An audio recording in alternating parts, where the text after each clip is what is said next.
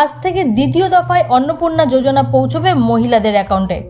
আজ থেকে দ্বিতীয় দফার অন্নপূর্ণা যোজনা প্রকল্পের টাকা মহিলাদের অ্যাকাউন্টে পৌঁছে দেবে রাজ্য সরকার। এমন সিদ্ধান্তের কথাই জানিয়েছিলেন মুখ্যমন্ত্রী শুভেন্দু অধিকারী।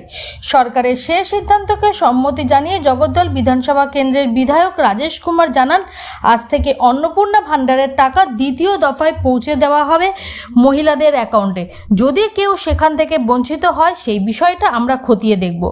সরকারের এই অন্নপূর্ণা ভাণ্ডার প্রকল্পের থেকে রাজ্যের কোনো মহিলাই বঞ্চিত হবেন না। শুধু তাই নয়, সম্প্রতি স্বাধীনতা দিবসের দিন বন্দে মাতরম গানের সময় খানিকটা অস্বস্তি প্রকাশ করেছিলেন কংগ্রেসের শীর্ষ নেতৃত্ব। সোনিয়া গান্ধী, রাহুল গান্ধীর মতো কংগ্রেসের শীর্ষ নেতৃত্ব খানিকটা অসন্তোষ প্রকাশ করেন বন্দে মাতরম গানের সময়, যা সোশ্যাল মিডিয়ায় ইতিমধ্যেই ভাইরাল। বিষয়টি নিয়ে তীব্র সমালোচনা করেছে বিজেপির কেন্দ্র নেতৃত্ব।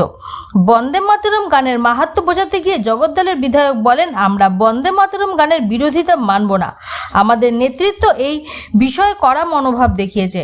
কংগ্রেস বরাবর রাষ্ট্রের বিরোধিতা দেখিয়েছে, এখনো তাই করছে। দেখুন, আজ থেকে অনেক জিনিস শুরু হয়েছে। অন্নপূর্ণার মধ্যে যে কিছু লোক বাদ গিয়েছিল, সেটা আজকে যে ইনস্টলমেন্টটা আজকে আবার যে রিলিজ হবে পয়সা, আমরা আশা করি কি ওর মধ্যে অনেক লোকের নাম ওর মধ্যে থাকবে। আমরা অনেক লোকের নাম যেটা বাদ পড়েছিল ওটা দিয়েছি।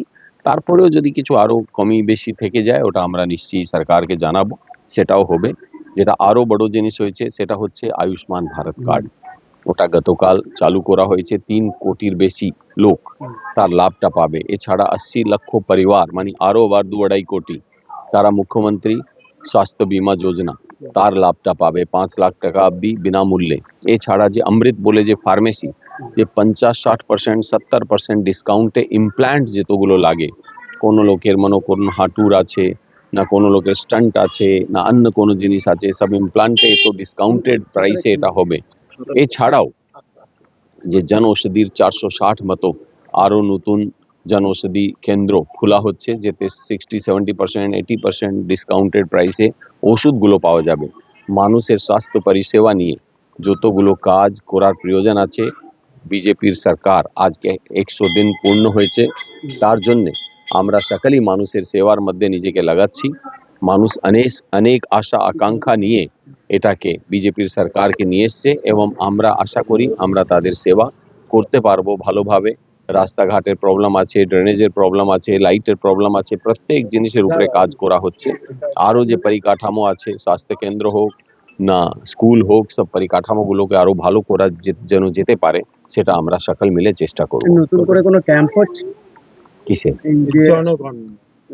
নতুন করে কোনো ক্যাম্প বলতে যে আয়ুষ্মানের জন্য বা এই যে লক্ষ্মীর ভান্ডার যোজনা? আয়ুষ্মান যোজনা তো আপনি জানেন কি এর জন্য তো অলরেডি আয়ুষ্মান যোজনাতে ইনক্লুড হয়ে যাচ্ছে অনেক লোক, এবং আধার কার্ড দিলেই আভা নাম্বার তাদের চলে আসবে, এবং যা পলিসি আছে সবাই লোক জানে অলরেডি, অনেক লোকের এটা হয়ে গিয়েছে।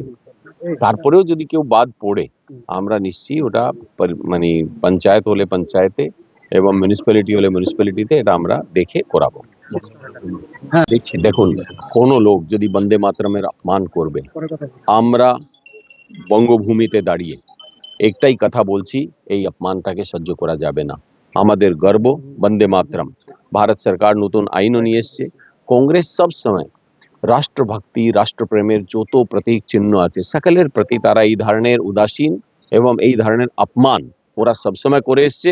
কিন্তু আমরা চাই বন্দে মাতরমের অপমান যেন কোনো মতো সহ্য না করা হয়, এবং এদের বিরুদ্ধে যা লিগাল অ্যাকশন নেওয়ার দরকার আছে ওটা যেন নেওয়া।